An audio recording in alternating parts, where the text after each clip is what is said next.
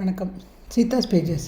இன்றைக்கி நம்ம பார்க்க போகிறது இந்த ஒரு healthy protein rich kebab, patties, cutlet எந்த பேர் வேணால் வச்சுக்கலாம். இந்த ஸ்நாக் எப்படி பண்ணுறதுன்றது இப்போ பார்ப்போம். இது தேவையான பொருட்கள் முளை கட்டின பயிறு. இது நான் வீட்லேயே பண்ணது தான்.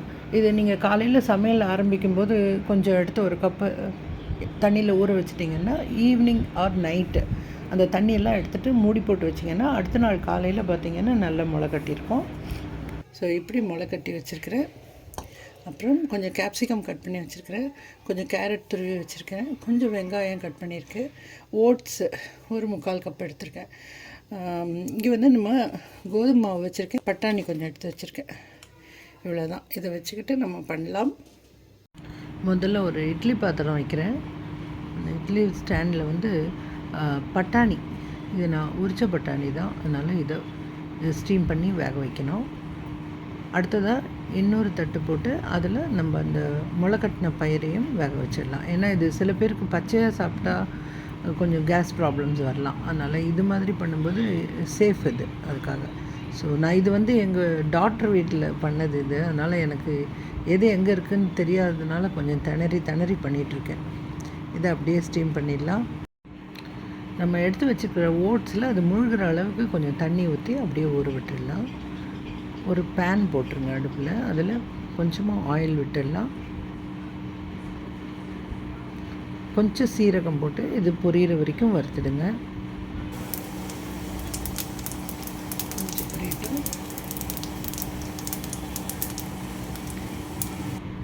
அது பொரிஞ்ச உடனே நம்ம எடுத்து வச்சுருக்கிற வெங்காயத்தை சேர்த்துடலாம். எனக்கு இஞ்சி பூண்டு பேஸ்ட் எங்கே இருக்குதுன்னு தெரியல, அதனால சேர்க்கலை. இது உங்களுக்கு இஞ்சி பூண்டு பேஸ்ட்டு இதில் சேர்த்துக்கலாம். வெங்காயம் கருகாமல் இருக்கிறதுக்காக ஒரு சிட்டிகை உப்பு சேர்த்துருங்க.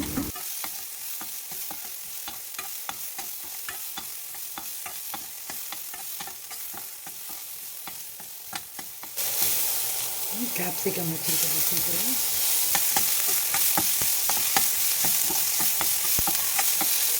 இதில் துருவி வச்சுருக்கிற கேரட்டையும் சேர்த்துடலாம்.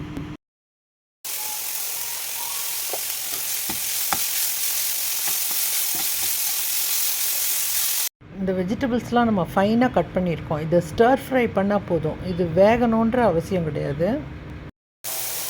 கொஞ்சம் கொத்தமல்லி போடுறேன், மசாலா தூள் போடுறேன், மிளகாத்தூள் கொஞ்சம் போடுறேன், மஞ்சள் தூள் கொஞ்சம் போடுறேன், சாம்பார் பொடி கொஞ்சம் போடுறேன்.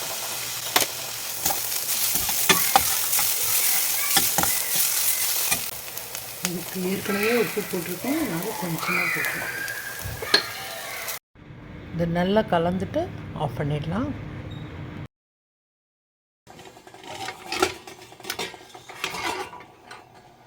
அப்படியே எடுத்துட்டு ஸோ இதில் மாற்றிடுறேன். இந்த ஒரு தட்டில் மாற்றிட்டு ஆற வைக்கலாம்.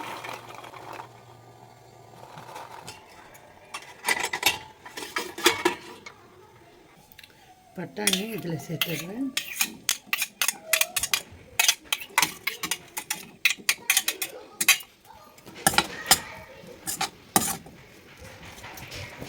கொஞ்சமாக மேஷ் பண்ணிக்கலாம், ஃபுல்லாக இருக்காங்க. கொஞ்சம் தெரியட்டும், கொஞ்சம் மேஷ்டாக இருக்கட்டும். அது ரெடியாக இருக்கப்போ இந்த ஆறிடுச்சு. இப்போ இதை நான் சேர்க்குறேன்.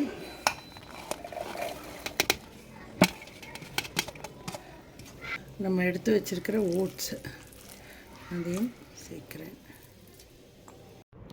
மிக்சியில் அரைக்க போகிறதுக்கு வேண்டிய மசாலா தூள்லாம் இப்போ சேர்க்கலாம். இதுக்கு தேவையான மசாலாத்தூள், மிளகாய்த்தூள், சாம்பார் பொடி, கொஞ்சம் மஞ்சள் தூள் இதை சேர்க்குறேன். இதுக்கு தேவையான அளவு உப்பும் சேர்த்துடலாம். இப்போ நான் இதை அரைச்சிட்டு வந்துடுறேன்.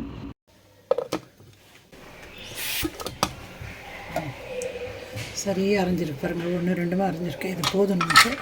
இப்போ நம்ம அரைச்சிட்டு வந்தது இந்த ஸ்டர் ஃப்ரை பண்ணி வச்சுருக்கிற இந்த வெஜிடபிள்ஸ் கூட சேர்த்துடலாம். இது சேர்த்துட்டு இதை நீங்கள் கரண்டிலேயே கூட கலந்து மிக்ஸ் பண்ணிக்கலாம். இல்லை உங்களுக்கு கை தான் வசதி அப்படின்னு சொன்னால் நம்ம கையில் கூட மிக்ஸ் பண்ணிக்கலாம். நல்லா ஈவனாக ஃபுல்லாக எல்லாம் பரவுற மாதிரி நல்லா மிக்ஸ் பண்ணிவிடுங்க. நான் கொத்தமல்லி போட மறந்துட்டேன், அதனால் கடைசியாக கொத்தமல்லி எடுக்கிறேன். ஸோ இதையும் மிக்ஸ் பண்ணிவிடுங்க.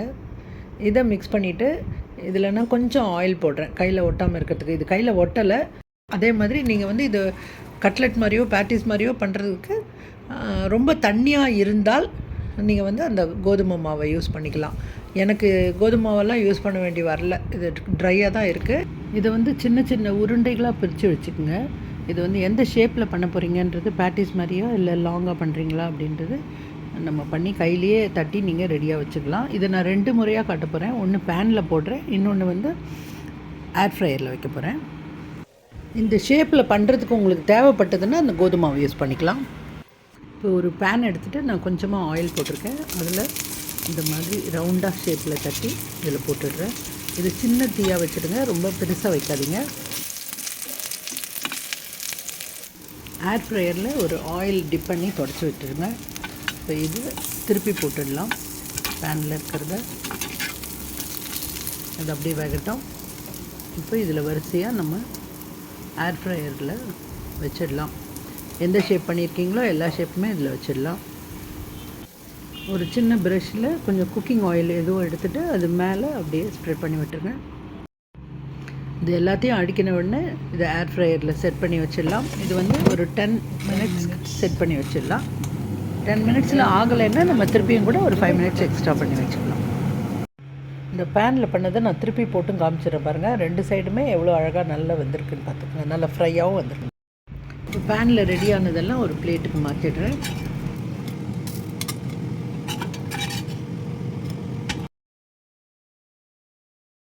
ஏர் ஃப்ரையரில் 10 மினிட்ஸ் ஃபிக்ஸ் பண்ணி வச்சுருந்தா கூட ஒரு 5 மினிட்ஸில் அதை திருப்பியும் எல்லாத்தையுமே திருப்பி போட்டுட்டிங்கன்னா நல்லா வரும். இதெல்லாம் ஏர் ஃப்ரையரில் பண்ணதை எடுக்கிறேன் பாருங்கள். ஆயில் ரொம்ப கம்மியாக செலவு பண்ணியிருக்கோம், ஆனாலும் எவ்வளோ கிறிஸ்பியாக வந்திருக்கு பாருங்கள். ஸோ இதுதான் ஹெல்தி ப்ரோட்டீன் ரிச் ஸ்நாக். நீங்கள் வந்து மார்னிங் பிரேக்ஃபாஸ்ட்டாக எடுத்துக்கலாம், ஈவினிங் ஸ்நாக்காகவும் எடுத்துக்கலாம். ஸோ ரெண்டுமே நல்லா தான் இருக்குது. ரெண்டுமே கிறிஸ்பியாக தான் இருக்குது, அதுவும் கிறிஸ்பியாக தான் இருக்குது. ஸோ இதுக்கு வந்து நீங்கள் ஒரு டிப் வந்து நீங்கள் பண்ணிக்கலாம். நான் போன ரெசிபியில் சொல்லியிருக்கிற மாதிரி கர்டு வச்சு ஒரு டிப் எடுத்துக்கலாம், இல்லைன்னா டொமேட்டோ சட்னி அந்த மாதிரி எடுத்துக்கலாம். சாஸை விட இந்த மாதிரி டிப்ஸ் எடுத்திங்கன்னா இது உங்களுக்கு ரொம்ப ரொம்ப ஹெல்த்தியாக இருக்கும். நன்றி. மீண்டும் வேறு ஒரு வீடியோவில் சந்திக்கிறேன். வணக்கம்.